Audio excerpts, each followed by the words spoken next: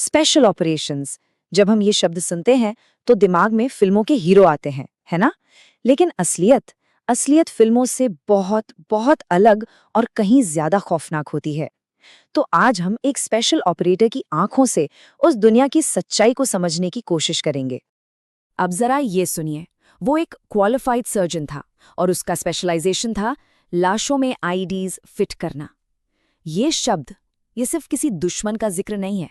ये इस बात की कहानी है कि जंग में इंसानियत की सारी हदें कैसे टूट जाती हैं। सोचिए, एक सर्जन जिसका काम जिंदगी बचाना है, वो अपनी मेडिकल स्किल्स का इस्तेमाल मौत बांटने के लिए कर रहा था। उसे नाम दिया गया अल जर्रा। अरबी में इसका मतलब होता है द सर्जन, और ये नाम बिल्कुल सही था। वो सिर्फ एक आतंकवादी नहीं था, वो एक चलता फिरता मनोवैज्ञानिक हथियार था। उसका एक ही मकसद था, सैनिकों के दिमाग में ऐसा डर बिठा देना जिसकी कोई दवा न हो। तो ये अलजरा था कौन? वो बगदाद का एक पूर्व कॉरोनर था। मतलब उसे इंसानी शरीर की बनावट की पूरी जानकारी थी, और इसी जानकारी का वो इस्तेमाल करता था लाशों के अंदर आईईडीज, मतलब इम्प्रोवाइज्ड एक्सप्लोसिव डिवाइस फिट करने के लिए। बस एक पल के लिए उस सैनिक की जगह खुद को रखकर देखिए, जिसके लिए सड़क पर पड़ी कोई भी लाश, चाहे वो किसी इंसान की हो या जानवर की, एक जानलेवा बम हो सकती है। और इसका मनोवैज्ञानिक असर, वो तो सोचा भी नहीं जा सकता। अब सैनिकों के लिए सड़क पर पड़ा एक मरा हुआ कुत्ता या किसी बच्चे की लाश, वो भी एक संभावित खतरा बन चुकी थी। मतलब अब किसी पे भरोसा नहीं था, ना जिंदा पर और ना ही मुर्दा पर। तो सवाल ये है कि ऐसे दुश्मन से लड़ने के लिए किस तरह का इंसान चाहिए होता है? कौन है ये लोग जो इस तरह के माहौल में काम करते हैं? तो चलिए कहानी को थोड़ा पीछे ले चलते हैं और मिलते हैं प्रतीक मेहता से, एक ऐसे ही ऑपरेटर जिनकी कहानी हमें बताएगी कि कोई इस अनदेखे युद्ध तक पहुंचता कैसे है। तो प्रतीक की कहानी शुरू होती है बचपन से।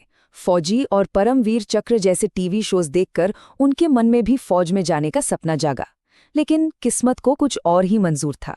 एनडीए का एंट्रेंस एग्जाम कैंसिल हो गया तो वो इंजीनियरिंग करने ऑस्ट्रेलिया चले गए। लेकिन जब भारत में आतंकी हमले हुए तो उनके अंदर का वो फौजी फिर से जाग गया। उन्हें लगा कि कुछ करना होगा, और वहीं ऑस्ट्रेलिया में उन्हें एक नेटो स्पेशल ऑप्स यूनिट ने रिक्रूट करने के लिए अप्रोच किया। प्रतीक ने खुद कहा था, मैंने सोचा था कि जहां भी मौका मिलेगा मैं जाकर उन्हें मारूंगा, जो भी मुझे मौका देगा। उनके ये शब्द उनकी भावना को बिल्कुल साफ कर देते हैं। मकसद एकदम क्लियर था, जो लोग बेगुनाहों की जान लेते हैं उन्हें ख़त्म करना है, और इसके लिए जो भी रास्ता मिलेगा वो उस पर चलने को तैयार थे। लेकिन ऐसा ऑपरेटर बनना ये कोई आसान काम नहीं है। इसका रास्ता दुनिया की सबसे मुश्किल, सबसे क्रूर सिलेक्शन प्रक्रियाओं में से एक से होकर गुजरता है। ये सिर्फ ट्रेनिंग नहीं होती, ये इंसान को तोड़ने और फिर से बनाने की एक प्रक्रिया है, उसे उसकी हर सीमा के पार धकेलने की। कितने दिन? 41 दिन, 41 डेज। सोचिए, 41 दिनों तक लगातार शारीरिक और मानसिक टॉर्चर।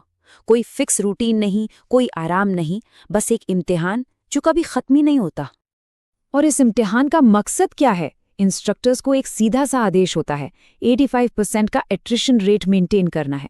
मतलब लक्ष्य ट्रेनिंग देना है ही नहीं, लक्ष्य है हर 100 में से 85 लोगों को इतना तोड़ देना कि वो खुद ही हार मानकर चले जाएं। और तोड़ने के तरीके हर तरह के। लगातार कई कई दिनों तक सोने नहीं दिया जाता, खाना इतना कम कि शरीर बस चलता रहे, कोई रूटीन नहीं होता ताकि दिमाग कभी आराम ना कर पाए। और तो और इंस्ट्रक्टर खुद आकर कान में कहते थे, क्यों ये सब सह रहे हो, घर जाओ, छोड़ दो। और अगर किसी ने बिना इजाजत बात करने की कोशिश की तो चेहरे पर ऐसा मुक्का पड़ता था कि दांत टूट जाते थे। तो इस जानलेवा ट्रेनिंग को पार करने के बाद असली दुनिया से सामना होता है। चलिए सीधे चलते हैं इराक, प्रतीक के पहले दिन पर, जो शुरू हुआ रूट आयरिश पर। अब ये रूट आयरिश क्या था?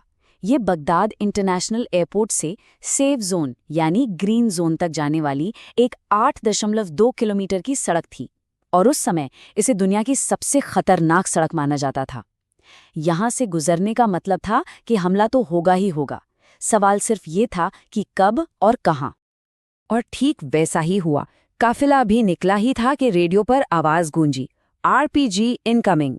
एक रॉकेट प्रोपेल्ड ग्रेनेड और सीधा पहली गाड़ी पर जा लगा। पूरा काफिला एक जाल में फंस चुका था। चारों तरफ की इमारतों से अंधाधुंध गोलियां बरसने लगी। उस धमाके का असर प्रतीक के शब्दों में सुनिए। गाड़ी का टरेट अपनी जगह से उखड़ गया और उसने गनर को बीच से 2 हिस्सों में काट दिया। मैं अपनी आंखों से उसके शरीर के पहले हिस्से को जमीन पर गिरते हुए देख सकता था। ये उनके मिशन का पहला दिन था। और ये सिर्फ एक दिन की बात नहीं थी, ये तो बस शुरुआत थी। शहरी लड़ाई की यही सच्चाई थी, एक रोज की कभी न खत्म होने वाली थका देने वाली जंग। अंदाजा लगाइए, एक आम दिन में उनकी टीम को कितनी इमारतें क्लियर करनी पड़ती होंगी। कभी-कभी 70 घर एक ही दिन में, एक-एक कमरे को चेक करते हुए आगे बढ़ना, ये शारीरिक तौर पर लगभग नामुमकिन लगता है। और इसका शरीर पर क्या असर पड़ता होगा, जरा सोचिए। दिन ब दिन घंटों तक बंदूक थामे रखने से हाथ कांपने लगते हैं, शरीर का हर एक मसल, हर एक जोड़ दर्द करता है। ये फिल्मों वाला एक्शन नहीं है जहां हीरो थकता नहीं, ये असली लड़ाई थी जिसे हाड़ मांस के इंसान लड़ रहे थे। एक और वाकया सुनिए। एक लड़ाई के दौरान प्रतीक के एक साथी का हाथ एक धमाके में कटकर अलग हो गया। उस सैनिक ने क्या किया, उसने खुद अपने जख्म पर पट्टी बांधी, दूसरे हाथ से बंदूक उठाई और लड़ता रहा। जब गोलियां चलनी थोड़ी कम हुई तो वो प्रतीक के पास आया और बस इतना कहा, साहब मैं अपना हाथ ढूंढने जा रहा हूं। ये है उस जगह की असलियत।